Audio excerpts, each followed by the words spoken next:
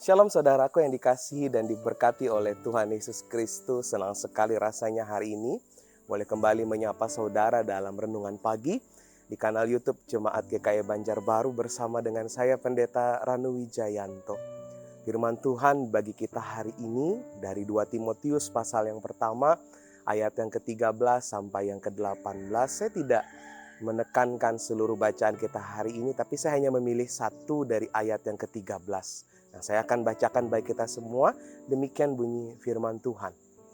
Peganglah segala sesuatu yang telah engkau dengar daripadaku sebagai contoh ajaran yang sehat, dan lakukanlah itu dalam iman dan kasih dalam Kristus Yesus.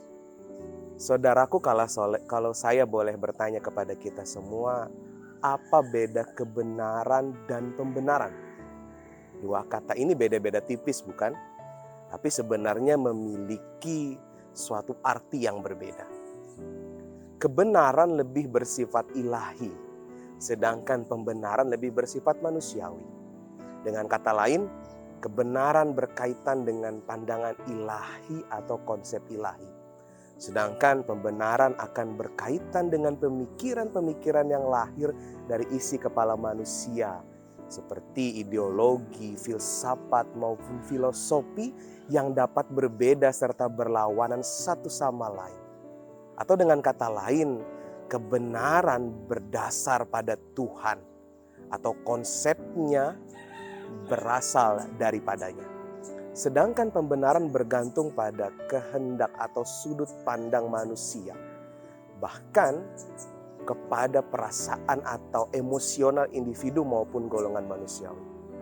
Kebenaran lebih bersifat tunggal atau mutlak, sedangkan pembenaran lebih bersifat majemuk dan beraneka warna yang dapat berbeda serta berlawanan satu sama lain, serta sifatnya masih sangat relatif. Dan saudara-saudaraku, Paulus mengingatkan kepada Timotius agar ia memperhatikan ajaran yang ia beritakan. Paulus telah mengajari Timotius kebenaran tentang Allah, juga mengenai cara hidup Kristen. Semua itu harus Timotius teruskan kepada orang lain.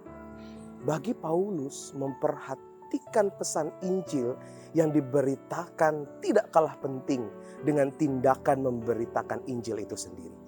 Apalagi dengan berkembangnya ajaran yang tidak sehat, yang akhirnya membawa orang menyimpang dari ajaran yang telah Yesus ajarkan melalui Paulus.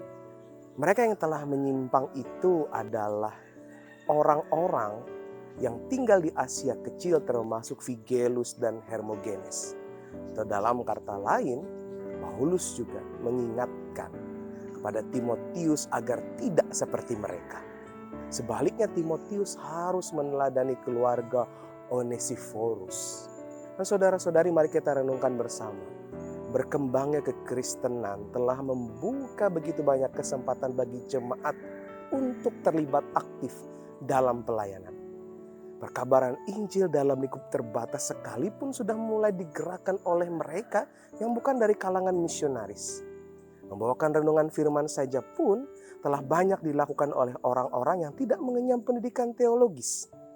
Namun tentu saja semuanya jangan kita anggap enteng dan dilakukan secara sembarangan. Bagaimanapun juga, kita semua perlu belajar. Bukan hanya mengenai cara kita menyampaikan firman Tuhan, tapi juga mengenai kebenaran pesan yang kita sampaikan kepada orang yang mendengarkannya. Karena apa yang keluar dari mulut kita itu akan mengubah kehidupan orang lain yang mendengarkannya. Membawa orang kepada kebenaran, bukan memberitakan pembenaran yang hanya menyenangkan telinga yang mendengar dan hati yang merasakannya.